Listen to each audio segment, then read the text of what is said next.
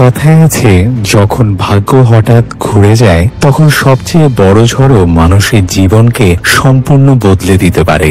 আর 2005 সালে এমনই একটি সিনেমা এসেছে যেটা শুধু সিনেমা নয় বরং এক মহাগাথা, মিরাই, যেখানে এক সাধারণ মানুষ হয় প্রাচীন রহস্যের মুখোমুখি আর হয়ে ওঠে সেই মহাযুদ্ধের অংশ যেখানে বাজি রাখা আছে সমগ্র মানব জাতির ভবিষ্যৎ। তো বন্ধুরা, চলুন জেনে নিই মিরাইয়ের সেই শক্তি যা ইতিহাসকেও এক নতুন মোড় দিতে চলেছে। তাই মূল গল্প শুরু করার আগে আপনাদের কাছে একটি রিকোয়েস্ট, প্লিজ ভিডিওটি লাইক এবং শেয়ার করে দিন এবং আমাদের চ্যানেলটি সাবস্ক্রাইব করে আমাদের পাশেই থাকুন। তো চলুন গল্প শুরু করা যাক। মুভি শুরু হয় খ্রিস্টপূর্ব 250 সালে। সেখানে আমাদের দেখানো হয় যে ইতিহাস কেবল পাথরে নয়, রহস্যের ভেতরেও লুকিয়ে থাকে। সম্রাট অশোক এমনই একটি সিদ্ধান্ত নিয়েছিলেন যা আগত শতাব্দীগুলোকে নাড়িয়ে দিয়েছিল। কলিঙ্গ যুদ্ধের পর যখন রক্তে ভিজে গিয়েছিল সমগ্র ভূমি, তখন অশোক হিংসা পরিত্যাগ করেছিলেন। কিন্তু তিনি আরেকটি কাজ করেছিলেন, তিনি 9 জন বিদ্বানকে বেছে নেন এবং তাদের হাতে তুলে দেন 9টি রহস্যময় গ্রন্থ। এই 9টি গ্রন্থকে ভাগ করে দেওয়া হয়েছিল ভিন্ন ভিন্ন দেশের ভিন্ন ভিন্ন যোদ্ধাদের কাছে। আজও তারা এগুলোর রক্ষা করে আসছেন। এরপর কাহিনী চলে আসে খ্রিস্টাব্দ 2000 সালে। সেখানে আমরা দেখি আম্বিকাকে, যিনি 9ম গ্রন্থটির রক্ষক। এই গ্রন্থে লুকিয়ে আছে ভবিষ্যৎবাণীর রহস্য, আর আম্বিকার ভেতরেও আছে ভবিষ্যৎ দেখার শেষ শক্তি। সম্প্রতি আম্বিকা এমন একটি ভবিষ্যৎ দেখেছে যা দেখে তিনি ভয়ে কেঁপে উঠেছেন, কারণ এক অশুভ শক্তি আসছে যে সবগুলো গ্রন্থ দখল করে নেবে। যদি এমনটা ঘটে তবে সেই মানুষ হবে অত্যন্ত শক্তিশালী, আর তাকে থামাতে পারবে কেবলমাত্র ঈশ্বর। তখন আম্বিকা সেই 9 জন যোদ্ধাকে ডাকেন যারা এই গ্রন্থগুলোর রক্ষক। তারা নিজ নিজ দেশ থেকে আম্বিকার কাছে আসে, কিন্তু আম্বিকার সতর্কবার্তা শোনার পরও তারা সেটা মানতে চায় না। তারা বলে এই গ্রন্থগুলোর কারণে তারাও অসীম শক্তির অধিকারী, আর সেই শক্তি দিয়েই তারা ওই অশুভ শক্তিকে থামাতে পারবে। কিন্তু আম্বিকা জানায় সে যা বলছে তা কোনো সম্ভাবনা নয়, বরং কঠিন বাস্তব। আম্বিকা বুঝতে পারে এরা তার কথা মানবে না, তাই তিনি চলে যান কৈলাস পর্বতে আগস্ত্য মুনির কাছে, কারণ এই অশুভ শক্তিকে পরাজিত করার উপায় একমাত্র তিনিই জানতে পারবেন। আম্বিকা তখন আসলে গর্ভবতী, তবুও তিনি সেই অবস্থায় কৈলাস পর্বত আরোহণ করেন, যেখানে একজন সুস্থ সবল মানুষও উঠতে পারে না। আরোহণের মাঝপথে তিনি তার গর্ভস্থ সন্তানের সঙ্গেও কথা বলেন। অবশেষে তিনি কৈলাসের চূড়ায় পৌঁছে আগস্ত্য মুনির সঙ্গে সাক্ষাৎ করেন। আম্বিকা তাকে সমস্ত বিপদের কথা জানান। আগস্ত্য মুনি বলেন, যে বিপদ আসছে তা শুধু ওই 9টি গ্রন্থের উপর নয়, বরং গোটা বিশ্বের উপর। আর একে পরাস্ত করতে পারবে কেবল সেই মানুষ যে ত্রেতা যুগের অস্ত্র মিরাই তুলতে সক্ষম। আর সেই মানুষ আর কেউ নয়, আম্বিকার গর্ভের সন্তানই। সেই লড়বে সেই অশুভ শক্তির সঙ্গে এবং তাকে হারাবেও। কিন্তু একটি ত্যাগ স্বীকার করতে হবে, আর তা হলো সন্তানকে ছেড়ে দিতে হবে, কারণ সৃষ্টির নিয়ম এটাই, ত্যাগ ও বলিদান ছাড়া মুক্তি সম্ভব নয়। এরপর দেখা যায় আম্বিকা সন্তান জন্ম দেওয়ার পর তাকে কাশীর ঘাটে রেখে আসে। তারপর গল্প চলে যায় 24 বছর পর, অর্থাৎ 2024 সালে।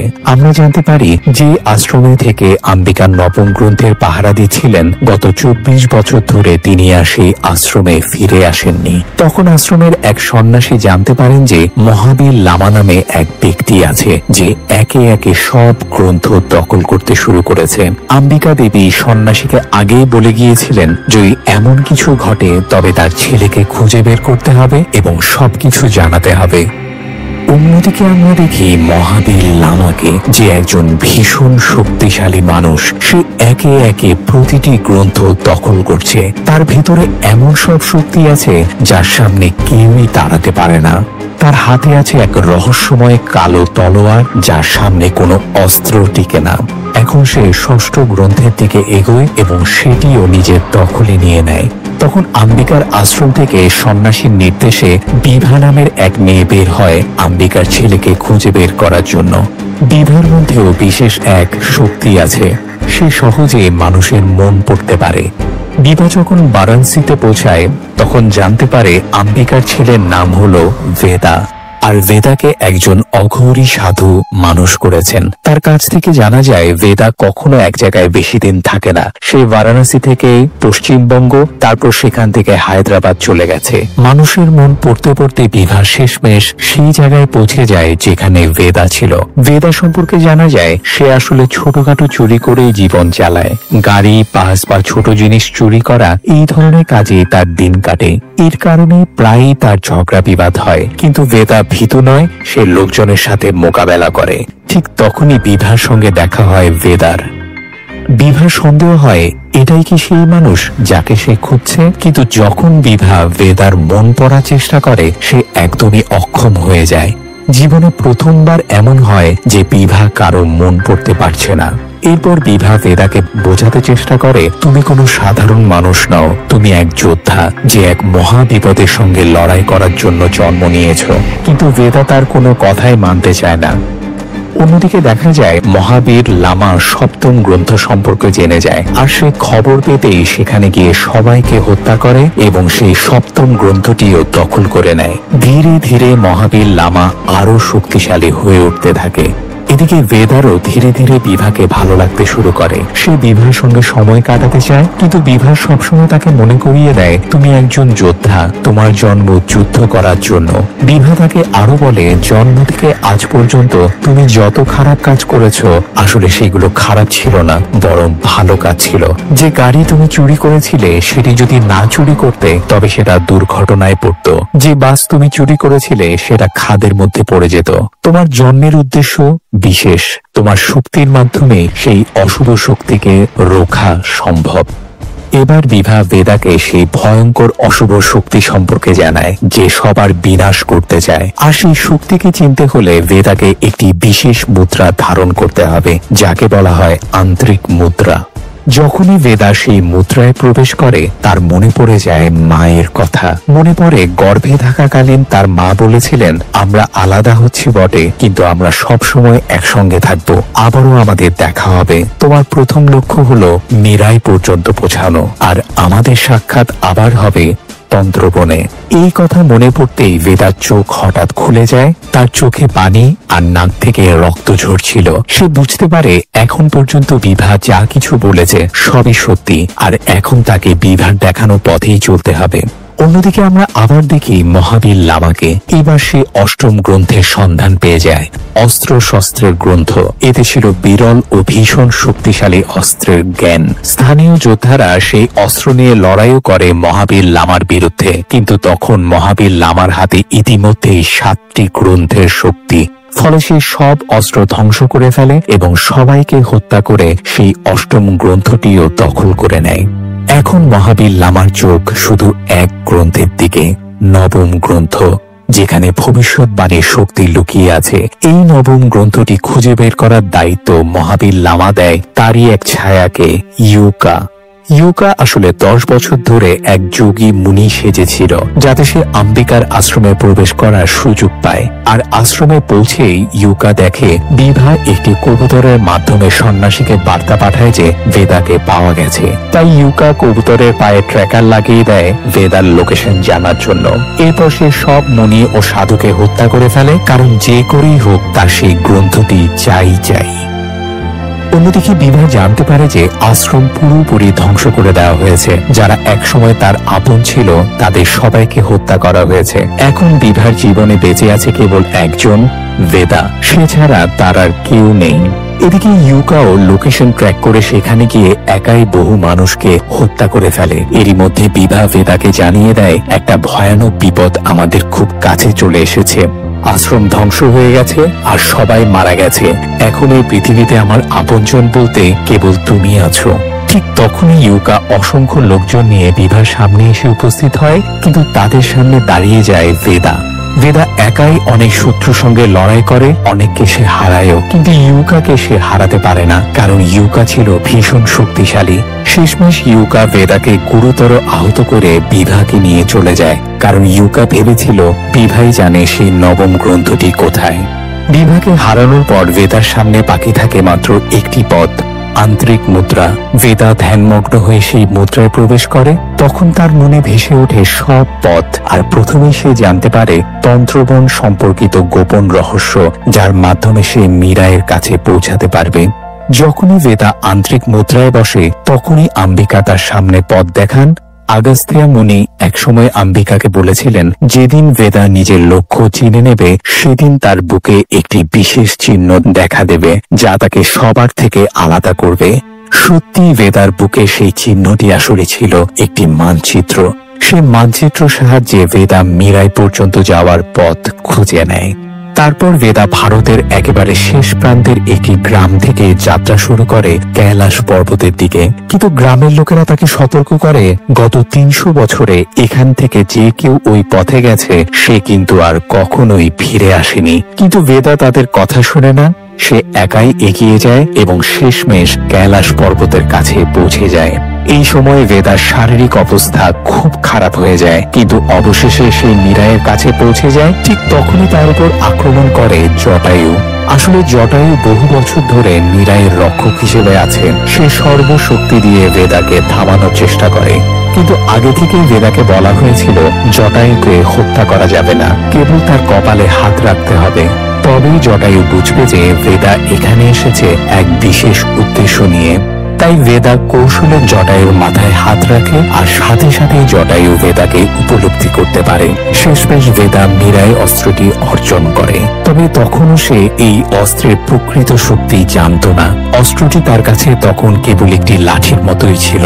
যখন সে ফিরে আসে, গ্রামের মানুষ অবাক হয়ে তাকে হাঁটু গেড়ে সম্মান জানায়, কারণ গত 300 বছরে এটাই প্রথমবার যে কেউ জীবিত ফিরে এসেছে। আর সেই গ্রামে বেদার সঙ্গে হঠাৎ দেখা হয় আগস্ত্যা মুনির। যদিও বেদা তখনও জানত না তিনি কে। তাই মুনি বলেন, আমাকে এজি বলে ডাকতে পারো। এরপর এজি বেদাকে অনেক কিছু জানান, মীরায় অস্ত্র সম্পর্কে, ত্রেতা যুগের রামায়ণের অজানা কাহিনী সম্পর্কে। তিনি বলেন, এই অস্ত্র তখনই তোমাকে সাহায্য করবে যখন তুমি তোমার লক্ষ্য তাকে জানাবে, আর এই অস্ত্রকে সেই জায়গায় নিয়ে যেতে হবে যেখানে ভগবান শ্রীরাম প্রথমবার অস্ত্র তুলেছিলেন। অন্যদিকে বিভা তখন মহাবীর লামার কবজায়। সেখানে মহাবীর লামা বিভাকে নিজের অতীতের গল্প শোনায়। সে বলে, শৈশবে আমার উপর গ্রামের লোকজন ভীষণ অত্যাচার করত। আমার মাকে ডাইনি বলা হতো, তাই কেউ আমাকে আপনজন মনে করত না। এই অবিচার যতই বাড়ছিল, মানুষের প্রাণ নেওয়ার ক্ষুধা তত বাড়ছিল আমার ভেতরে। একদিন আমি পুরো গ্রাম জ্বালিয়ে দিলাম। ক্ষুধা তো মিটল, কিন্তু আত্মার তৃষ্ণা মিটল না। তখন থেকেই আমি কেবল অশুভ পথে হাঁটছি, কারণ ভগবান কখনোই আমার সহায় ছিলেন না। এদিকে এজিকে নিয়ে বেদা পৌঁছে যায় সেই স্থানে যেখানে শ্রীরাম প্রথমবার অস্ত্র হাতে তুলেছিলেন। অবশেষে যখন সে সেই পবিত্র স্থানে পৌঁছায়, তখনই সেখানে আক্রমণ করে মহাবীর লামার বিশাল বাহিনী। ইউকাও তাদের সঙ্গে ছিল। ইউকা বেদাকে বলে, গতবার তো বেঁচে গিয়েছিলে, কিন্তু এবার তোকে কেউ বাঁচাতে পারবে না। সবাই মিলে বেদার উপর ঝাঁপিয়ে পড়ে। বেদা একা তাদের মোকাবেলা করতে পারে না, কারণ শত্রুর সংখ্যা ছিল অনেক বেশি। তখন হঠাৎ তার মনে পড়ে যায় কিছু কথা। সে অস্ত্রটি হাতে নিয়ে উচ্চারণ করে, আমার মায়ের উদ্দেশ্যই আমার উদ্দেশ্য। এই কথা বলার সাথে সাথেই এক ভয়াবহ বিস্ফোরণ ঘটে। অস্ত্রটি তখন আর সাধারণ অস্ত্র থাকে না, সেটি এখন এক মহাশক্তিশালী অস্ত্রে পরিণত হয়। তার এক আঘাতেই মানুষের প্রাণ শেষ হয়ে যাচ্ছিল। ফলে বেদা খুব সহজেই শত্রুদের হত্যা করতে লাগলো। এরপর ইউকা বিভাকে গুরুতরভাবে আহত করে বেদার উপর ঝাঁপিয়ে পড়ে, কিন্তু শেষে বেদা ইউকাকেও মেরে ফেলে। বিভার অবস্থা ছিল ভীষণ খারাপ, কিন্তু অস্ত্রটি বিভার আহত স্থানের সংস্পর্শে আসতেই সে একেবারেই সুস্থ হয়ে যায়। এটা দেখে বেদা বুঝে যায় এই অস্ত্র কোনো সাধারণ অস্ত্র নয়, বরং ভীষণ শক্তিধর। পরে জানা গেল বিভাও জানে না নবম গ্রন্থ কোথায় আছে। তখন বেদার মনে পড়ে, নবম গ্রন্থ পেতে হলে যেতে হবে সেই স্থানে যেখানে প্রথম গ্রন্থ রাখা হয়েছিল, অর্থাৎ কামাখ্যায়। কামাখ্যায় অঘোরীরা থাকে, যাদের রয়েছে অদ্ভুত তান্ত্রিক শক্তি। তাই তারা কামাখ্যায় পৌঁছায়, কিন্তু সেখানে প্রচন্ড নিরাপত্তার কারণে অঘোরী বাবার সঙ্গে দেখা করা যাচ্ছিল না। তবে বেদা সরাসরি তার কাছে পৌঁছে যায়। অঘোরী বাবা তখনই বেদাকে দেখে বলেন, এই বিপদকে মোকাবেলা করতে পারবে কেবল একজন মানুষ, আর তার হাতে থাকবে মীরাই। সেই মানুষ তুমি, আর তুমি অম্বিকার সন্তান।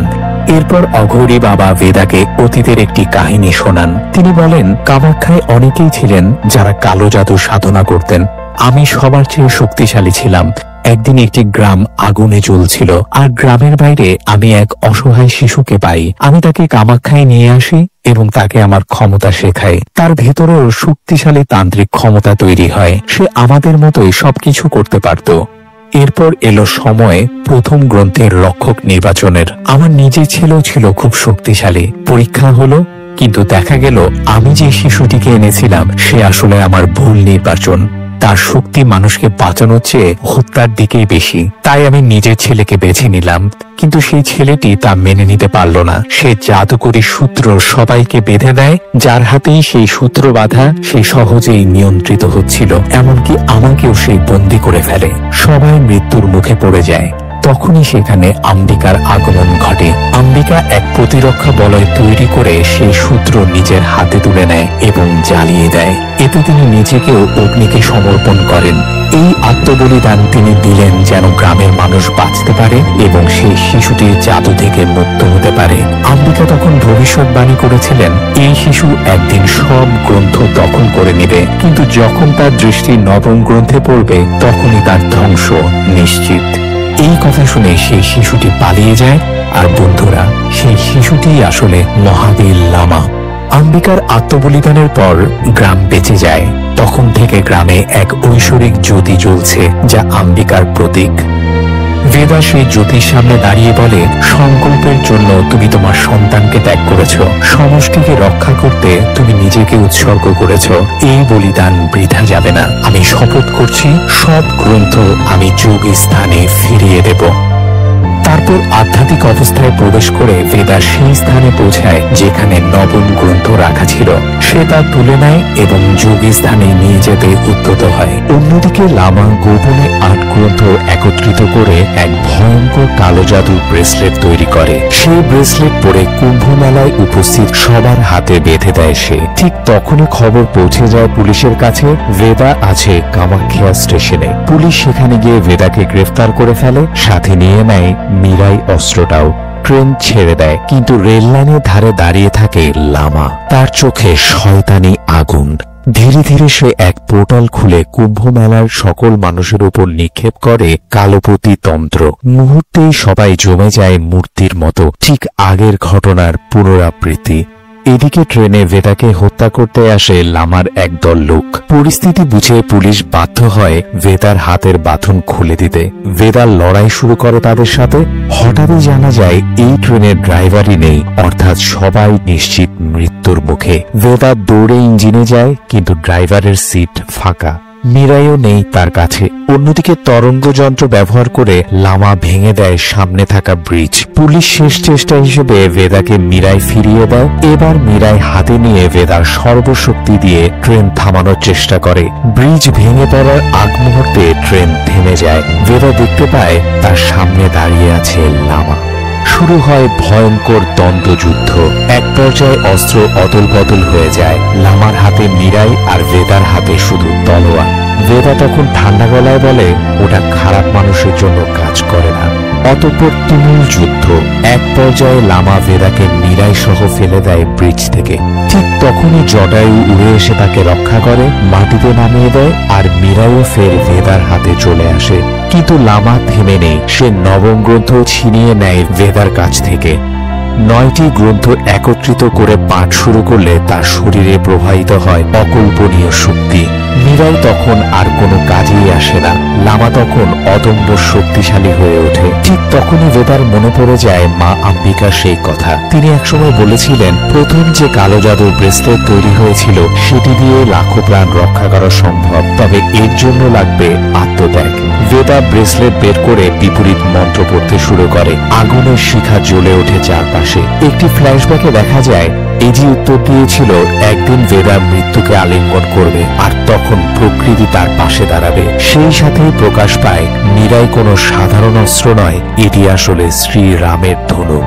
বর্তমানে ফিরে আসে কাহিনী। ঝড় বৃষ্টি শুরু হয়, আগুন নিভে যায়, কিন্তু বেদার হাতে থাকা মীরাই ধনুকে রূপান্তরিত হয়। তার ইশারায় তৈরি হয় এক আগুনের তীর। ভেদা তাক করে বলে, এটাই ইতিহাস, এটাই ভবিষ্যৎ, আর এটাই মীরাই। এরপর ধনুক থেকে ছুটে যায় তীর, বিদ্ধ হয় লামা, মুহূর্তেই ধ্বংস হয় কালপতি তন্ত্র। এরপর কুম্ভমেলার মানুষেরা স্বাভাবিক অবস্থায় ফিরে আসে, আকাশে ভেসে ওঠে ধনুকের প্রতীক, সবাই তখন তাদের ঈশ্বরকে স্মরণ করে। এভাবেই শেষ হয় মীরাই মুভির মহাকাব্যিক সমাপ্তি। আশা করি আপনাদের গল্পটি ভালো লেগেছে এবং আমার এক্সপ্লেনেশন যদি ভালো লেগে থাকে তাহলে অবশ্যই ভিডিওটি লাইক এবং শেয়ার করে দিন এবং আমাদের চ্যানেলটি সাবস্ক্রাইব করে আমাদের পাশেই থাকুন, কারণ আমরাই একমাত্র এই ধরনের ইন্টারেস্টিং ভিডিও নিয়ে আসি। ধন্যবাদ।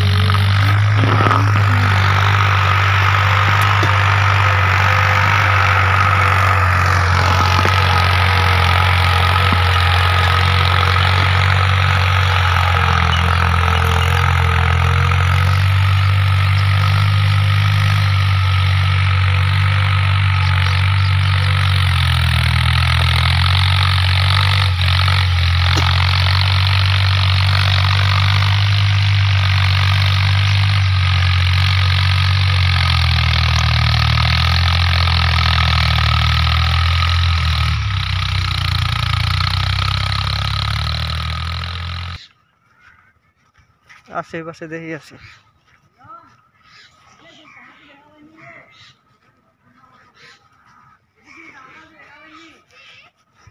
দোলনায় বসবা ভাইয়া?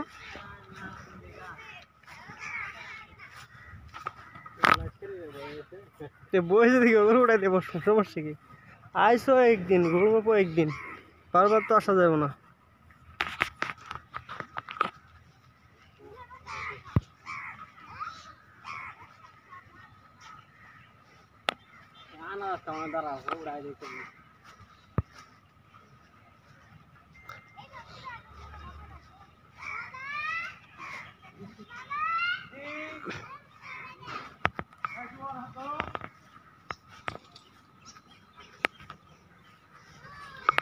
ও বিশাল আনারস, হ্যাঁ।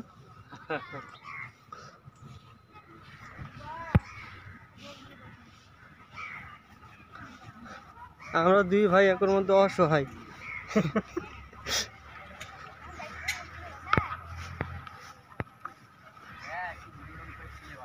না তোমাদের ভিডিও হইব না, সমস্যা নেই। আমার ওটাই বা ওটাও এনে ওটাও এনে দাঁড়াও, এনে ভালো ছবি উঠবে এই জায়গায়।